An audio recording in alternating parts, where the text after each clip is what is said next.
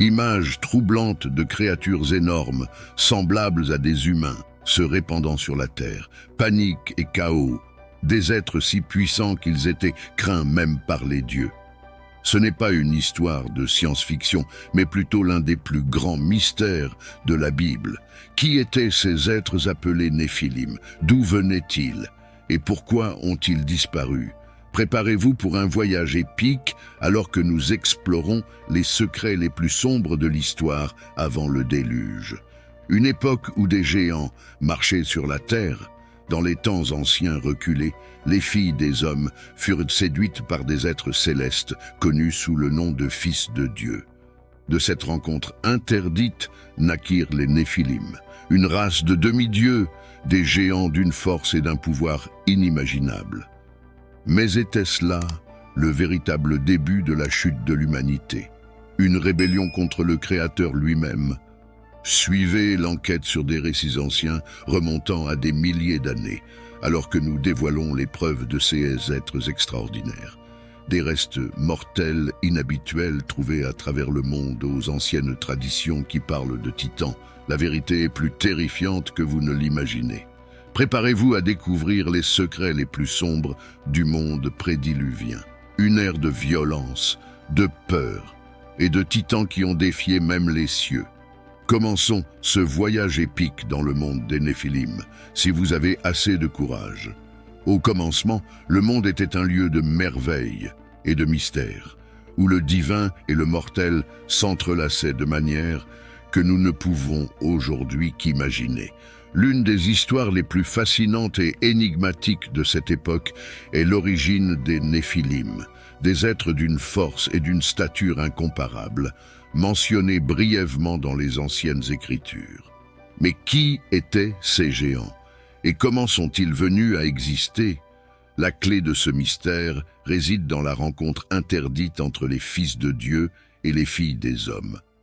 Les anciennes écritures nous disent que les fils de Dieu, des êtres célestes de grand pouvoir, descendirent sur terre, séduits par la beauté des filles humaines. De cette union interdite naquirent les Néphilim, des êtres qui héritèrent de la force divine de leurs parents célestes et de la mortalité de leurs mères humaines. Cette histoire, bien que brève, ouvre un éventail d'interprétations sur qui étaient ces fils de Dieu. Certains chercheurs suggèrent qu'ils pourraient être des anges déchus, séduits par la beauté du monde terrestre, tandis que d'autres les voient comme des figures divines ou semi-divines des mythologies anciennes, qui ont interagi directement avec l'humanité. L'existence des Néphilim et leur naissance à partir de cette union interdite suggèrent une époque où le divin et l'humain n'étaient pas aussi séparés qu'aujourd'hui. Ces géants n'étaient pas seulement des êtres d'une grande force physique. Ils étaient le symbole d'une époque où les cieux et la terre étaient plus proches, et le sacré pouvait être trouvé au milieu de nous. Le croisement entre les célestes et les terrestres, cependant, n'était pas sans conséquences. Les Néphilim, avec leur force et leur pouvoir inimaginables, représentaient une rupture dans l'ordre naturel des choses, un défi aux limites imposées par le Créateur. Leur simple existence posait des questions sur l'équilibre entre le céleste et le mortel, le sacré et le profane, et sur ce qui se passe lorsque ces frontières sont franchies. Explorer l'origine des Néphilim, c'est plonger dans l'un des chapitres les plus mystérieux et intrigants de l'histoire ancienne. C'est un voyage qui nous amène à questionner la nature du divin, le pouvoir de la procréation et les conséquences de défier les limites du possible. Les Néphilim, avec leur héritage divin et mortel, restent comme des témoignages d'une époque où les cieux et la terre étaient entrelacés de manière que nous ne pouvons qu'imaginer. La présence des Néphilim sur Terre n'était pas simplement un chapitre oublié dans l'histoire de l'humanité. C'était une ère qui a façonné des civilisations, influencé des mythologies et laissé des marques indélébiles dans les arts et les récits à travers les millénaires. Ces êtres gigantesques, nés de l'union interdite entre le divin et le mortel, marchaient parmi les hommes, suscitant à la fois admiration et crainte dans leur cœur. Dans les cultures qui ont précédé le grand déluge, les Néphilim étaient vus non seulement comme des figures de pouvoir et d'autorité, mais aussi comme des êtres d'une sagesse et d'une force qui défiaient la compréhension humaine. Leurs exploits, souvent considérés comme la personnification d'événements naturels ou de catastrophes, étaient tissés dans les récits mythologiques de diverses sociétés, influençant la façon dont les anciens percevaient le monde autour d'eux et les dieux au-dessus. L'influence des Néphilim s'étendait au-delà de la mythologie, imprégnant l'art et la culture de l'époque. Ils étaient souvent représentés dans des sculptures, des peintures et des textes comme des êtres de grande stature et de force, symboles de pouvoir divin et terrestre. Ces représentations cherchaient à capturer à la fois l'admiration et la peur que ces géants inspiraient, servant de rappel visuel de la proximité entre le ciel et la terre, et de la capacité du divin à se manifester dans le monde matériel. L'impact des Néphilim sur l'humanité peut également être observé dans la manière dont ils ont influencé les structures sociales et religieuses de l'Antiquité. Leur héritage a soulevé des questions sur la moralité, le pouvoir et la relation entre les hommes et le divin. Les récits impliquant les Néphilim explorent souvent des thèmes de corruption, de lutte entre le bien et le mal, et les conséquences de défier l'ordre établi par le Créateur. La crainte inspirée par les Néphilim peut être attribuée non seulement à leur immense force physique, mais aussi à leur origine céleste. Ils étaient un rappel constant des conséquences du franchissement de limites interdites et de ce qui se passe lorsque l'ordre naturel est défié.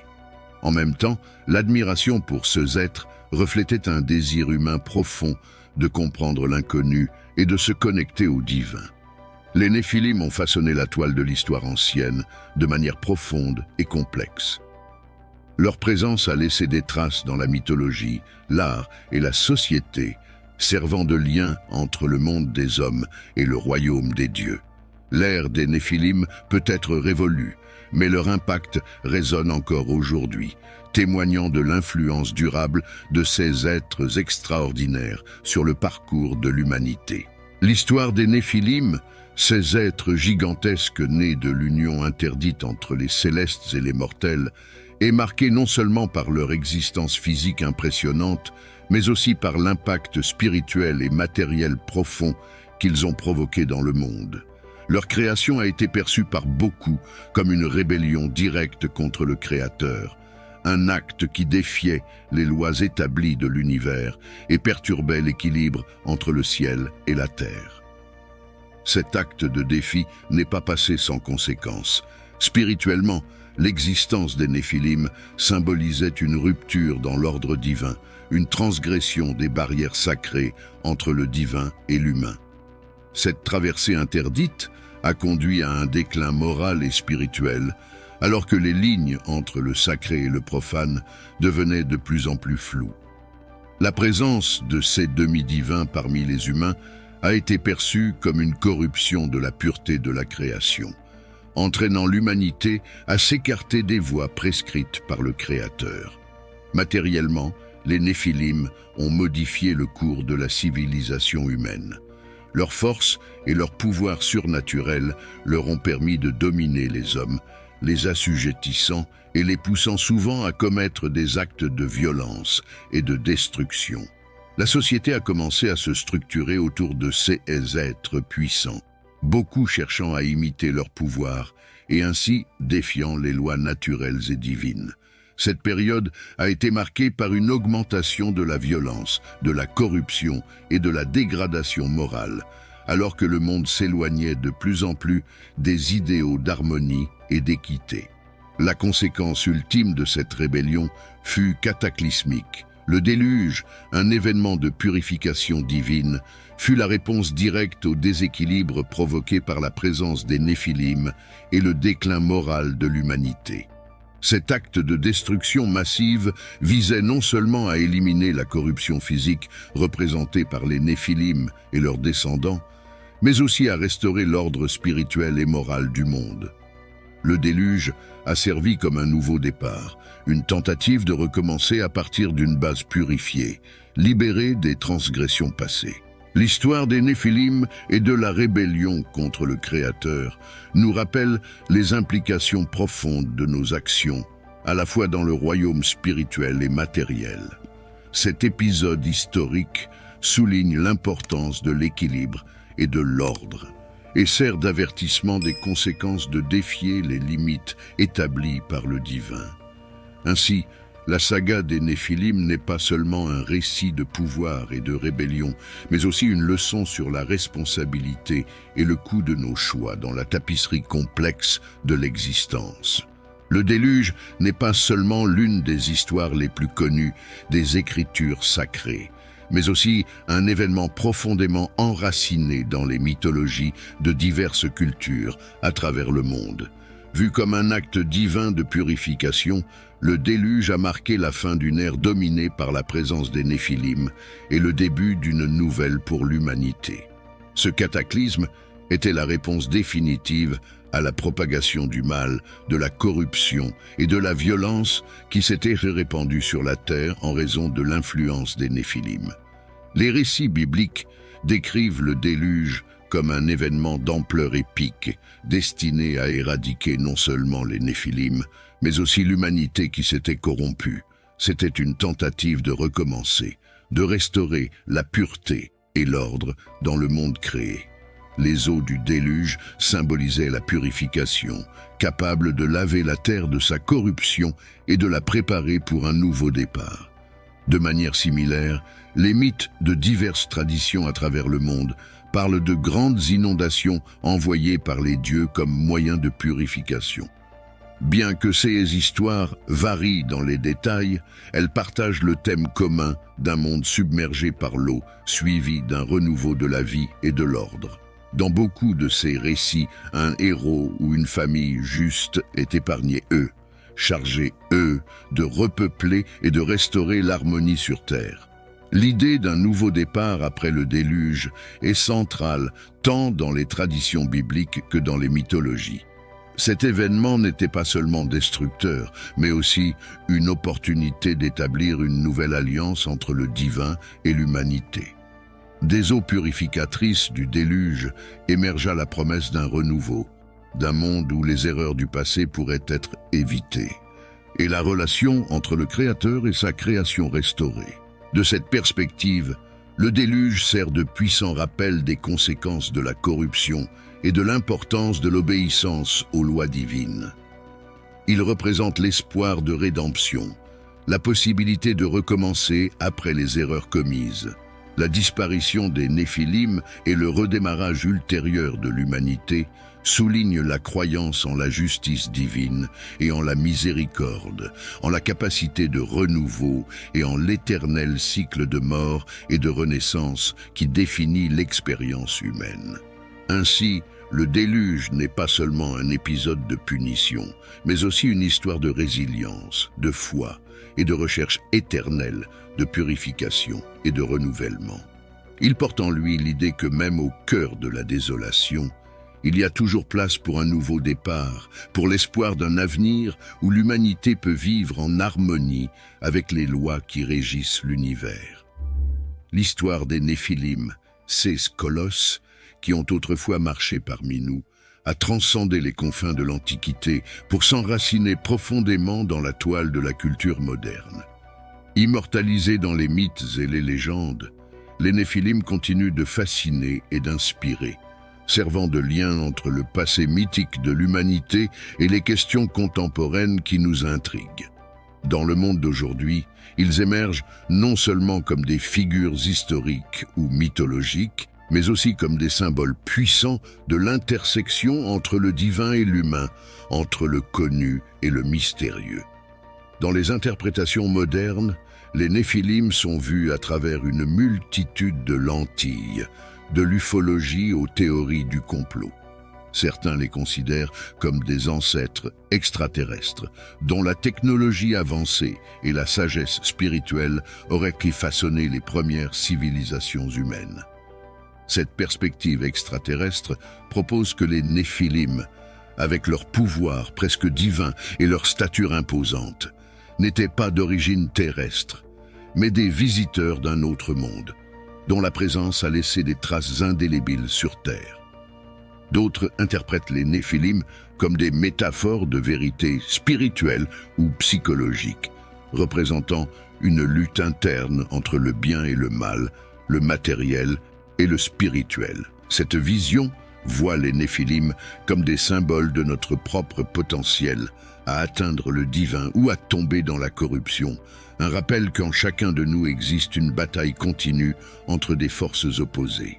De plus, des théories du complot entourent les Néphilim d'aura de mystère, suggérant que leur héritage contient des secrets cachés qui, s'ils étaient révélés, pourraient modifier notre compréhension de l'histoire humaine.